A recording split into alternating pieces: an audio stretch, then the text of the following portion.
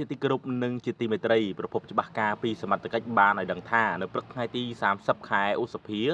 ឆ្នាំ2025នេះសមត្ថកិច្ចឃាត់ខ្លួន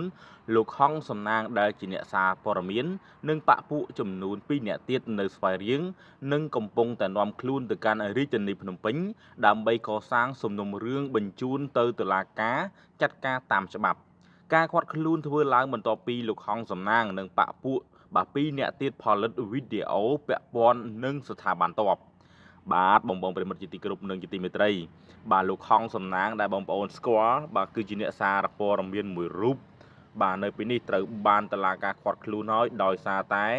លោកហងសំណាងនេះបានផលិតវីដេអូคล้ายបាទបានន័យថាយកទៅហ៊ានคล้ายយកមកថតបាទជាសាច់រឿងជាវីដេអូហើយសម្ភាសបាទដែលវាប៉ះពាល់ទៅនឹងស្ថាប័នកងទ័ពបាទដូច្នេះបាទសមត្ថកិច្ចគឺបានបញ្ជូនលោកហងសំណាងនេះបាទទៅតុលាការហើយដើម្បីចាត់ការតាមនីតិវិធីច្បាប់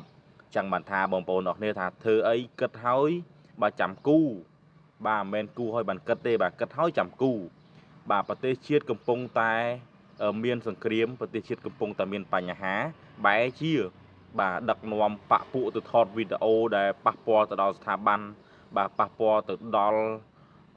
ជាតិបាទរបស់ខ្លួនឯងដែលវាមិនសមតទៅសោះបាទចឹងមិនថាបាទតនេបាទមិនចេះនៅស្ងៀមទេបាទរើតែកន្លែងគុកច្បាស់បងប្អូន